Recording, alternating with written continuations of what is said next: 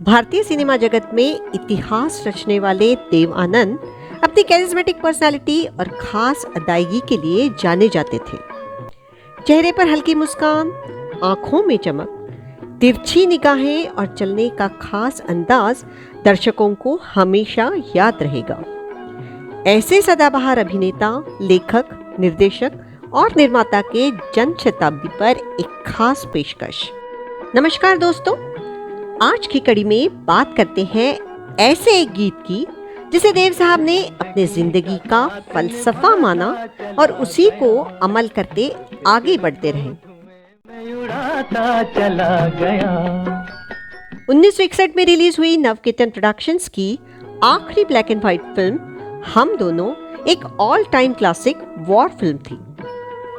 द्वितीय विश्व युद्ध के दौरान बर्मा बॉर्डर पर ब्रिटिश आर्मी के साथ लड़ती हुई भारतीय सेना के अधिकारियों की दोहरी भूमिका देव आनंद ने बखूबी निभाई थी। सबको अपने किसी बात पे रोना आया, कभी खुद पे। फिल्म के क्रेडिट्स के बाद का पहला दृश्य, नायक नायिका के बीच एक खूबसूरत शब्दहीन बहस। देर से आई साधना चिढ़े हुए देवानंद के मुंह में सिगरेट ठूंसकर उन्हें लाइटर भेंट करती है। आपको बता दूं, लाइटर की सिग्नेचर ट्यून जो फिल्म की यूएसपी बन गई, उसे पहली बार मशहूर मल्टी इंस्ट्रूमेंटालिस्ट केर्सी लॉर्ड ने ग्लॉकेनस्पील नामक एक परकशन इंस्ट्रूमेंट पर बजाई थी। छोड़ कर के दिल अभी भरा नहीं,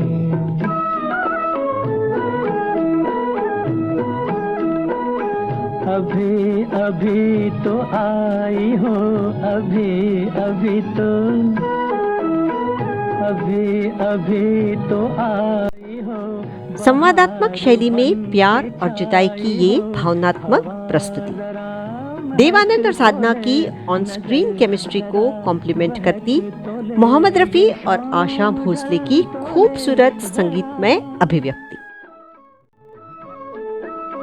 ये शाम ढल तो ले जरा, ये दिल संभल तो ले जरा, मैं थोड़ी देर जी तो लूं, नशे के घूंट भी तो लूं, नशे के घूंट पी तो लूं। ऐसा लगता है मानो सचमुच नशे के घूंट पीकर रफी साहब देव साहब की अधूरी आस पूरी कर रहे हो।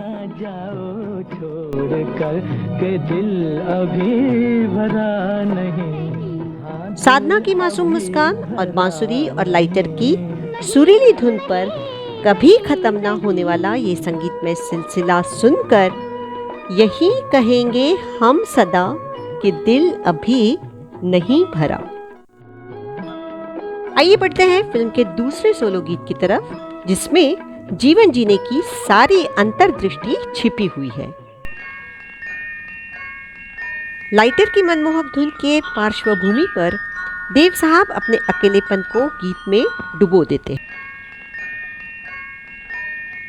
अपने अनूठे अंदाज में सिगरेट सुलगाते हैं और जैसे ही लाइटर को छूते हैं उन्हें अपने प्रेमिका का एहसास होता है। साधना की छवि उन्हें नीचे पानी में दिखती है। पैरों से पानी को हिलाते, अपने दिलो दिमाग से उस छवि को हटाते एक बेहतरीन नोट पर बेफिक्र अंदाज में गा उठते हैं। साथ निभाता चला गया। ध्यान दीजिएगा, गीत के पहले 3 शब्द के पीछे कोई बैकग्राउंड म्यूजिक नहीं है। फिर पंक्ति के बीचों बीच ढोलक की थाप और जलतरंग के छोटे से म्यूजिकल पीस के बाद आत्मनिरीक्षण करते देवानंद हर फिक्र को धुएं में उड़ाते चले जाते हैं। उठता हुआ धुआं जीवन के क्षण भंगुरता का एहसास कराता है। दृढ़ संकल्प से कैप्टन आनंद पत्थरों के बीच जिंदगी का रास्ता खोजते चले जाते हैं। इस गीत का फिल्मांकन गाने के प्रभाव को बढ़ाने में अहम भूमिका निभाता है।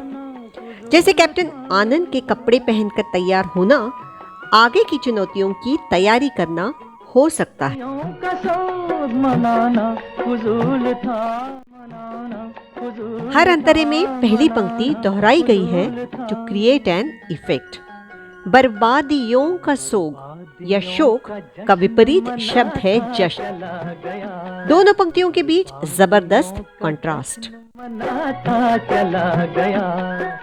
उड़ा इस शब्द को हवा में छोड़कर अपने नशीले अंदाज में रफी साहब हार का जश्न मनाते चले जाते हैं।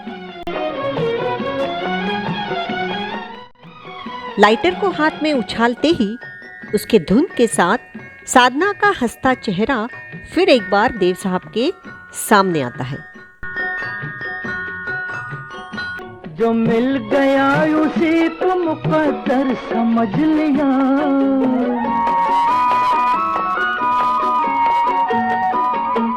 जो मिल गया उसी को मुकद्दर समझ लिया, मुकद्दर समझ लिया, मुकद्दर जो खो गया मैं उसको भुलाता चला गया। सकारात्मकता के साथ आगे बढ़ने की प्रेरणा देने वाले ये शब्द वाकई में आशावाद के प्रतीक है या जिंदगी से समझौता और उदासीनता छिपाने की कोशिश। चेहरे पर उदास हंसी, आधी जली सिगरेट ताकना, छड़ी जमीन पर पटकना ऑप्टिमिज्म या आशावाद से ज्यादा फ्रस्ट्रेशन या कुछ खोने की हताशा की ओर इशारा करते हैं। मानो वे कह रहे हो, कभी खुद पे कभी हालात पे रोना आया। जाने माने गीतकार साहिर लुधियानवी ज्वलंत कल्पना और जटिल भावनाओं को व्यक्त करने के लिए सरल लेकिन विपरीत शब्दों का प्रयोग करते थे। जुहू बीच पर बैठकर उन्होंने सिगरेट के डिब्बे पर इस गीत की शब्द रचना की थी।